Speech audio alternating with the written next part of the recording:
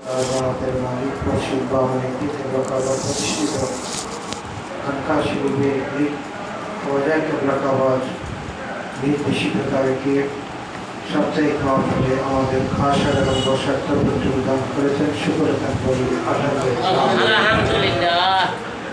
নবীজি নুরানি কদম মুবারক লাখো সালাম মেশারা দরবার শরীফে মুশিক রকাবাত নুরানি কদম মুবারক লাখো সালাম আশিক রসুল সাল্লাল্লাহু আলাইহি ওয়াসাল্লাম আশিকান ইসলামী উলামায়ে আহলে সুন্নাত আমার বীর ভাই বীর বোন এবং আমার রুহানি সন্তানরা এবং রুহানি আমার আলমগীর দরবার শরীফের খলিফাবৃন্দ, আসসালামু আলাইকুম ওয়া রাহমাতুল্লাহ। আজকে এই বিঘাদের আবারও দিয়েছে বাবার শেষের দিকে রোজিনা ইটালি চলে গেছে ইসলামের গত 3 দিন আগে আমার সাথে মোবাইলে কথা বলতে আজকে তাবরকের ব্যবস্থা করেছে। তার নসিব ভালো, তার নসিব ভালো।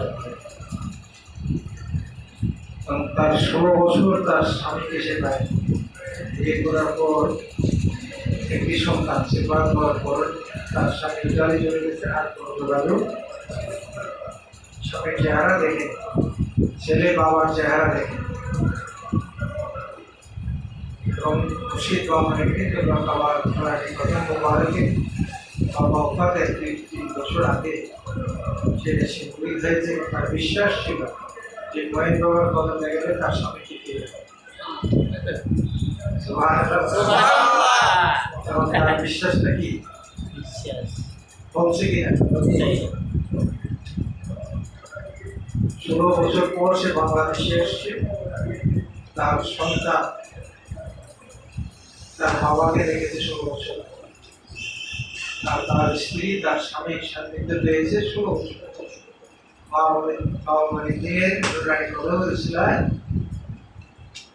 তার যে নিয়তটা ছিল সেই নিয়তটা আমার মাওলা দয়া করে কবুল করেছে। আলহামদুলিল্লাহ। আমরা সেই মুর্শিদের কদমেই তো আছি, তাই না? এখন তার মাওলা বাবা সেক্রেটারি তোমরা বাবা তরিকতের হাল ধরেছে। তিনি গত 10 দিন ধরে আমেরিকা, কানাডা সুফি ইজমের সাথে সম্পৃক্ত ছিলেন। সেখানে বিভিন্ন প্রোগ্রাম করেছেন বলে গতকাল খুব সম্ভব আমরা শেষ। সুফি সকল জায়গায় কিন্তু তরিকত আছে, সকল জায়গায় সুফি ইজম সকল জায়গায় নেই, এর বিশ্বাস আছে তবে তরিকত আছে তবে যারা অনেক পরিধান আছে কিন্তু সুফি ইজমকে বিশ্বাস করে, সুফি ইজমকে বিশ্বাস করে। এবং সুফি ইজম ছাড়া, সুফিবাদ ছাড়া মাওলানা দর্শন পাওয়া খুব কঠিন। আপনি ইতিহাস যদি দেখেন, ইতিহাস যদি ঘুরেন, গৌসে পাকের এদিকে সুফি ইজম ছিল কিনা, সুফি দর্শন ছিল কিনা, ছিল না? গৌসে পাকের এখানে একজন বড় বলি গিয়েছেন, কিসে বাঘে চড়ে, কিসে চলে গেছেন, বাঘে চড়ে গৌসে পাকের দরবারে গিয়েছে। খবর দিয়েছেন তিনি আসছেন, তার সাথে তিনি দেখা করবেন। তো দেখা হয়েছে, গৌসে পাক কিছুই করেন নেই। সে বের হয়ে তার বাঘকে খুঁজে পায়। তোমার বাঘ তো আমার একটা পালা কুকুর, সে তো বাঘ, তোমার বাঘ থেকে এটা হচ্ছে। তার মধ্যে সুবিবাদ ছিল না। খাজা গরিবে নওয়াজ সুফিবাদ দিয়ে ইসলাম প্রচার করেছেন ভারতবর্ষে। তিনি প্রায় 99 লক্ষ কাফেরকে মুসলমান করেছেন।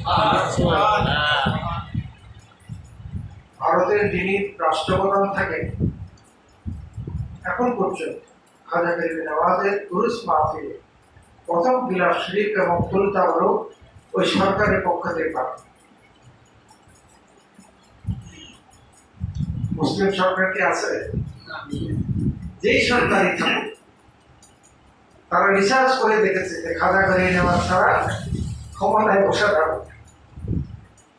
এটা সত্যি হিসেবে পাওয়া। খাজা গরিবে নওয়াজ খুব কষ্ট করে ইসলাম প্রচার করেছে। সুফি ইজম আল্লাহর ওলির দরবারে ছিল, আছে এবং কিয়ামত পর্যন্ত থাকবে। যেটা আমার ঢাকা দরবার শরীফের খরচ, যেটা আমার মঈন বাবা আমাদেরকে সুফি ইজমে শিক্ষা দিয়েছে। যে একটু আগে যে ঘটনাটা বললাম, রোজিনা মিলাদ করেছে, এটা সুফি ইজমের একটা অংশ। যদি সেই সুফি ইজমের পাওয়ার যদি না থাকে, তার যে বিশ্বাসটা, সেই বিশ্বাসটা বাংলায় কি করেছে, বা মানে 16 বছর পর সেটা কি করেছে, আর ধৈর্য থাকতে হবে, মুর্শিদের কদমে পড়ে থাকতে হবে। আর যদি ধৈর্যচ্যুত হয়ে যান, তাহলে কিন্তু সুফি ইজমের যে আদর্শটা, সুফি ইজমের যে দর্শনটা, মুর্শিদ থেকে যে পাওয়ারটা, সেই পাওয়ারটা থেকে আপনি বঞ্চিত হবেন। আপনার হৃদয়ের মধ্যে পাওয়া মানে দিনের মুর্শিদের পাওয়ার সেখানে করবে। ঠিক না?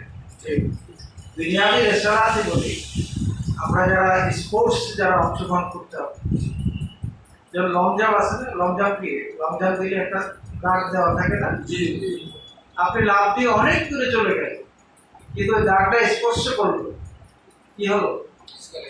ডিসকোয়ালিফাই। ইংরেজিতে ডিসকোয়ালিফাই, বাংলায় কি? জল্লা। বাংলায় জল্লা। আমরা যত কেরামতি যা কিছু দেখা, যত লম্বা কিচ্ছা কাহিনী বলেন, যদি আপনার ভুল তত্ত্ব যদি আপনার মধ্যে থাকে, যদি সঠিকভাবে না বুঝতে পারেন, তাহলে জল্লা হয়ে যাবে। এটার কোনো রেজাল্ট নাই। আমি দুনিয়াবি রেসাল দিয়ে একটা মেসাল আপনাকে, আমার মুর্শিদ বাবারের দিন আমাদেরকে সেই শিক্ষা দান করেছে। যদি তিনি দান না করতেন, আমি আমাদের এই চেয়ারে বসার উপযুক্ত ছিলাম। তিনি প্রথম দিনই আমাদেরকে দরবার শরীফে সেই সুফি যেমন শিক্ষাটা দিয়েছেন। তবে কিভাবে দিয়েছেন আপনাদেরকে অনেক বলেছি, বলেছি। তখন তো এত সুযোগ ছিল না, হেঁটে যেতে হতো, রিক্সায় যেতে হতো, বাস বদলিয়ে কুমিল্লা থেকে লোকাল বাসে যেতাম সেই চট্টগ্রামের, সেখান থেকে আবার লোকাল বাসে আসতাম বলদারহাটের এখানে, এখান থেকে সিএনজি অথবা বাসে নাজিরহাট, নাজিরহাট থেকে ওই রেপি ট্যাক্সিও ছিল, আবার জিপ ছিল, জিপ বনারের মধ্যেও মানুষ বসছে, জিপের ভিতরেও মানুষ বসছে।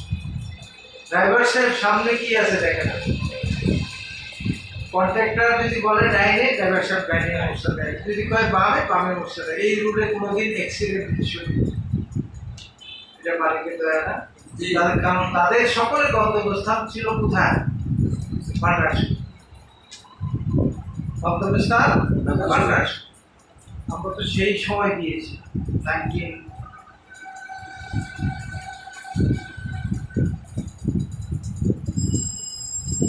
সালে গেলাম, 1974 সাল প্রথম, 1974 1974 সালে প্রথম পেয়েছি। তখন এরকমই ছিল, বাবার সামনাটা ছিল মাটি করা, আর হুজুরা শরীফ তো এখন 3 তলা হয়ে গেছে, অনেক সংস্কার হয়েছে, অনেক বিল্ডিং হয়েছে। তখন ছিল মাত্র 2টা রুম, কটা রুম? 2টা রুম। সেই 2টা রুম করে দিয়েছেন মুর্শিদ বাবাজানের শ্বশুর মশাই, তিনি শিল্পপতি ছিলেন।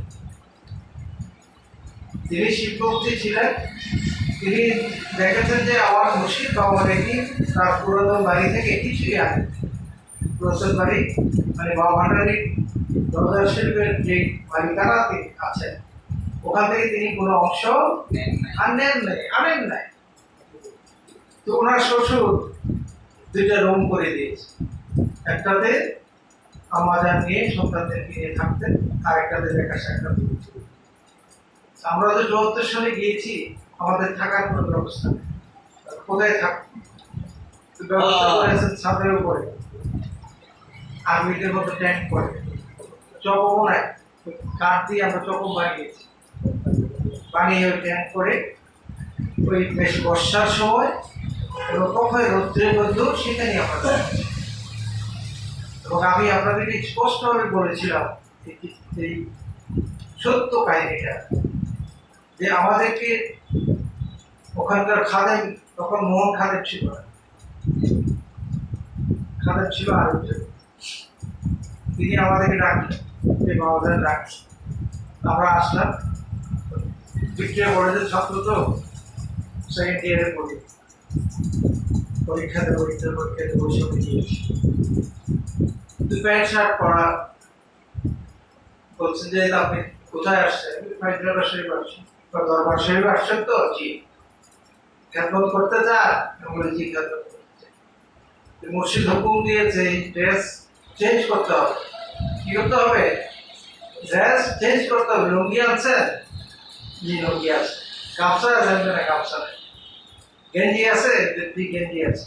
মানে গেঞ্জি হলো পাতলা গেঞ্জি গুলো। তো যাই লুঙ্গি পরছি, গেঞ্জি পরছি, করে নিচে আসছি।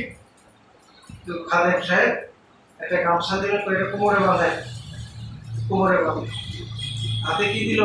একটা লাঠি, হাতে একটা লাঠি ধরে দিল। বলছে আপনি যেহেতু দরবার শরীফে আসছেন, নেয়ামত পেতে হলে আপনার প্রথম নেয়ামতের দরজা হলো দারোয়ানের চাকরি। ইউ আর সার্ভেন্ট ফর বাবামানি দিন। বাবামানি দিনে চাকর হিসাবে এই দরজায় দারোয়ানগিরি করতে পারবেন? চিন্তাই করে প্রথম গেছি তো, জীবনের প্রথম, চিন্তাই করে নিলাম, কিছু বললাম।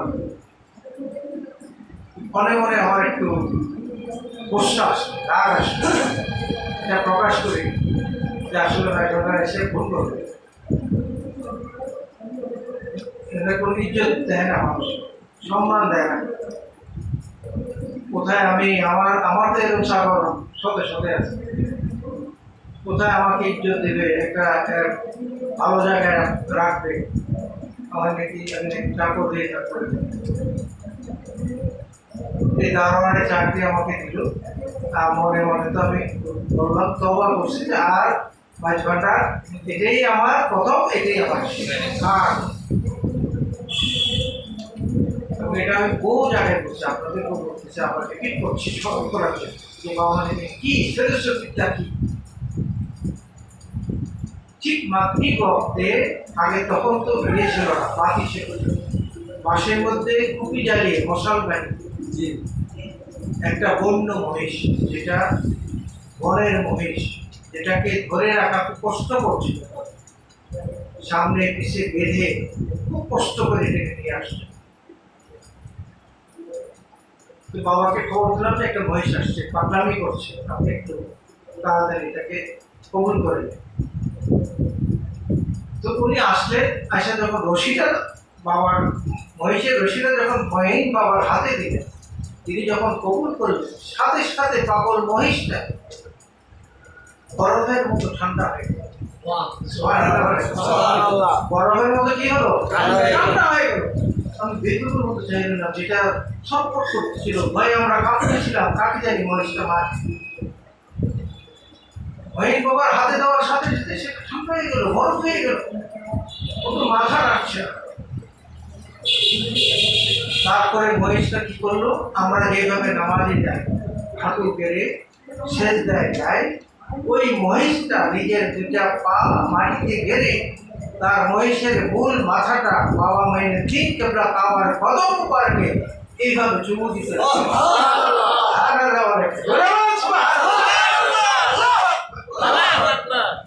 আমি এই দৃশ্য থেকে ভগবান হয়ে গেলাম যে আমি আলোকিত শ্রেষ্ঠ জীবের একজন মানুষ, তো আল্লাহ সৃষ্টির মধ্যে শ্রেষ্ঠ, আমি নবীর উম্মত হয়ে শ্রেষ্ঠ মানুষ হয়ে আল্লাহ নবীর আওয়াজকে চিনতে পারলাম না।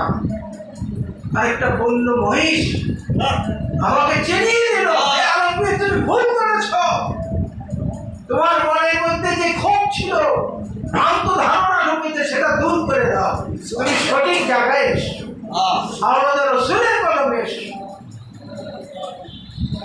বাবা যখন মরিচটা কবুল করে তার আসলে যখন গেলেন তখন মানুষ ছিল বাবা যান আপনি আমাকে আবার তবা করেন। আর কেন? আমি তখন পুরো কথা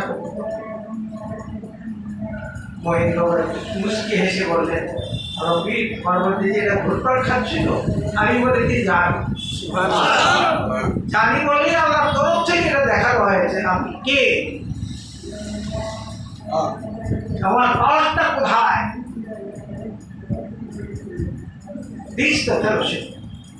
এটাই ফেলোশিপ, এটাই হলো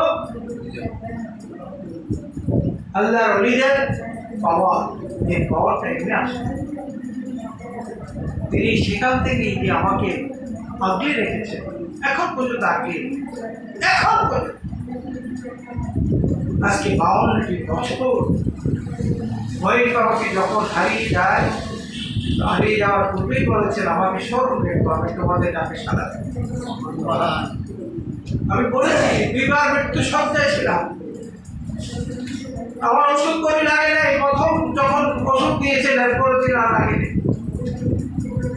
দিন আমাকে আমার ফেসিলিটি দিয়ে তার দুরানি হাত দিয়ে মুছে আমার অক্সিজেন লাগে না।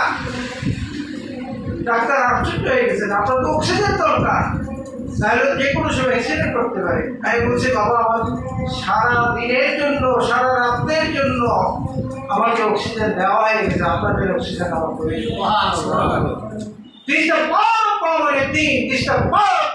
আল্লাহ রসুল বাবার দিনের পাওয়ার আল্লাহ রসুলের আর আমাদের পাওয়ার আমার মুর্শিদ বাবার দিন।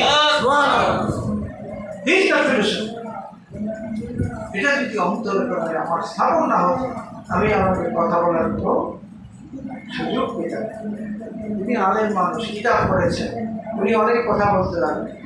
আমি আলমগীর তো ইংরেজি পড়া বাংলা পড়া ভিক্টোরিয়া কলেজ থেকে পাশ করে বাবার থেকে গোলামি করছি, তাহলে আমার মধ্যে এই শব্দগুলি কোথেকে আসে? আমার শিক্ষক আমার গুরু সকল কিছু আমার মুর্শিদ বাবার দিন। আমি যেখানে যাই হাজার হাজার মানুষের সঙ্গে বক্তব্য দিই, আপনারা যান সরাজ উদ্যানে লক্ষ মানুষের সঙ্গে বক্তব্য দিই, আমি কোনোদিন হিসাব করে যাই সাবজেক্ট নিয়ে যাই না। যে খলিফা সম্মেলন হয়েছে ঢাকায় 11 তারিখ গিয়েছিলাম, সেখানে আমি সাবজেক্ট নিয়ে যাই। আমার সাবজেক্ট হলো মুর্শিদ বাবানের দীক্ষা প্রাপ্ত। আমি নিয়ত করে বের হই যে ওই যেই অনুষ্ঠান মালায় আমি যাচ্ছি ওই অনুষ্ঠান মালায় কি বলতে হবে না বলতে হবে আমার মুর্শিদ সেখান থেকে যেটাই আমাকে দিয়ে বলাবেন আমি সেরে। এটা আমার আলমগীরের কথা না, আমার মুর্শিদ বাবানের দিলে। সেই জায়গায় যদি বুঝতে পারি, সেই জায়গায় আমরা যদি সকলে বুঝতে পারি যার কাছে আমি গরিব হই না কেন নিজের মুর্শিদ আপনার কাছে সবচেয়ে বড়। যারা সাবিউদ্দিন বাবার কাছে বায়াত হয়েছেন আপনার সাবিউদ্দিন বাবা আপনার কাছে বড়। তো বাবা মানে দিকে মানুষ করে যদি সাবিউদ্দিন বাবাকে মানে হবে, হ্যাঁ পিতাকে মানলে না সন্তানকে মানা হবে। হ্যাঁ আমি বলি না সাবিউদ্দিন বাবার সামনেই তো বলি আপনাকে মানি এই কারণে যেহেতু আমার মুর্শিদের আমার সাবিউদ্দিনকে দেখে দেখবো তাকে মাইনো তাহলে আমাকে মানা, ওই কালামটাকে বিশ্বাস করি, কালামটাকে মানার নাম ইমান, জানার নাম অনেক অনেক কিছু জানে কিন্তু মানে রাসূল সকলে মানে কিন্তু জিন্দা নবী কদর মানে হাজার হাজার কদর মানে। এই যে একটু আগে আমরা মিলাদ বললাম, মিলাদ কজনে পড়ে? এগুলি যার মধ্যে থাকবে না নূরে রাসূল যে মানবে না সে জানবে কিন্তু ইমানদার মুমিন হবে। যাই হোক আজকে আলোচনার বিষয়টা আজকে সম্পূর্ণভাবে শেষ করা। আমাদের সামনে দুটি প্রোগ্রাম 17-18 মুর্শিদ বাবা নিতিদ্দার বাবার পবিত্র উরুস বার্ষিক অনুষ্ঠিত হবে। আমাকে 16 তারিখে যেতে হবে, আর খুব সম্ভব যদি চাপ ঠিকভাবে ওঠে তাহলে 25-26 26 তারিখ হলো দিন রবিউল আউয়াল দিন, আর 25 তারিখ মাগরিব থেকেই 12 রবিবার শুরু হয় চাঁদ রাত্রে। আমাদের পূজার প্রোগ্রাম কিন্তু আমরা আগের দিন রাত্রেবেলা 12 রবিবার করে থাকি। আমরা মিটিং করবো কিছুদিনের মধ্যে, মিটিং করে সেই সিদ্ধান্ত নিয়ে দেবো। আমাদের এই দুইটি বড় প্রোগ্রাম, আমাদের দুটি বড় প্রোগ্রাম, আল্লাহ নবীকে স্মরণ না করলে মসজিদের কাছে যাওয়া যাবে? মসজিদে তো ধরবে, তুই আমার নবীকে স্মরণ করছ না, তুই আমার কাছে কি চাইছিস? করবি বা আমার একদিন মসজিদকে স্মরণ করে, আল্লাহ নবীকে স্মরণ করে বেশি করে নেয়। এখন তো শর্টলি করেন আপনারা। মহিন বাবাকে নিয়ে মিরপুর থেকে, মিরপুর 1 নম্বর থেকে হাইটা প্রেস ক্লাব হয়ে আবার ঘুরে মিরপুর 1 নম্বর গিয়েছে। করবে এত বড় বেশি আসবে? পরে আমরা বলার বাবা একটু সংক্ষিপ্ত করে এরপরে নিয়ে আসলাম মালিক অ্যাডমিন হয়ে আবার মিরপুরে। তারপরে করলাম আমরা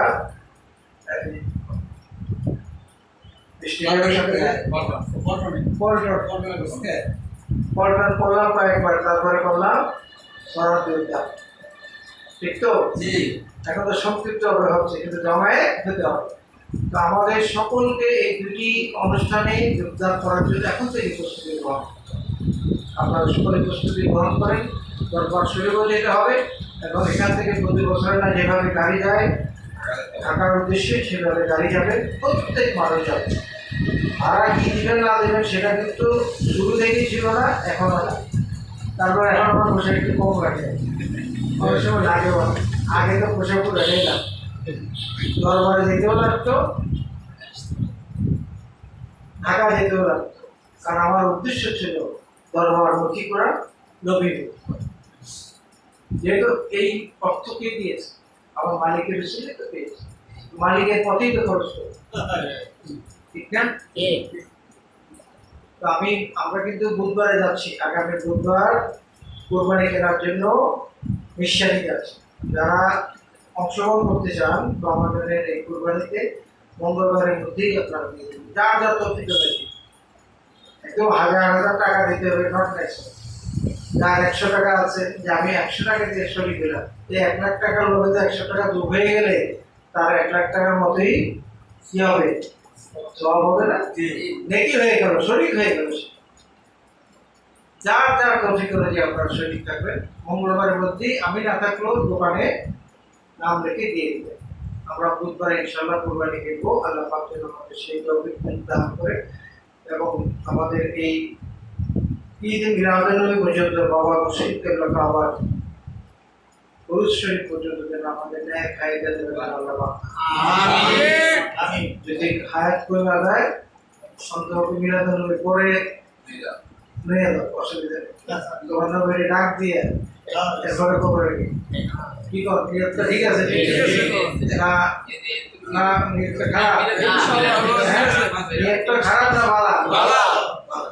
এই বাবা নিয়োগ করবে, তাহলে কি পাবেন? আল্লাহ রাসূলের নিয়ামত পাবেন, মুর্শিদের নিয়ামত। আল্লাহ আমাদের সকলকে তৌফিক দান করুন। আমিন। বাইরে ওই কুরবানি না, কুরবানি সকলে বিসমিল্লাহ শরীফ সূরা ফাতিহা পাঠ করুন। একবার শরীফ তিনবার।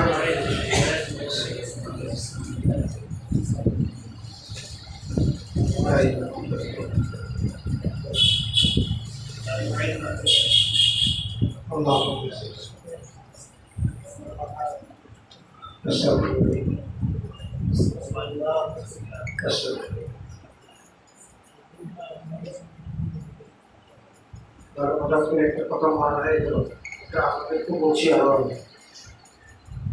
সেরকম আজিজুল হক চট্টগ্রামে কোথায় হাঁটা যাবে, আমরা দেশের কোথায় হাঁটা যায়। তিনি সুন্নিয়াতের প্রাণ পুরুষ, খেদমত করেছেন, কিন্তু মাইজুল্লাহ শরীফকে ওই সময় তিনি আমল দেন। এখানে মহিলা পুরুষ একসাথে দাঁড়িয়ে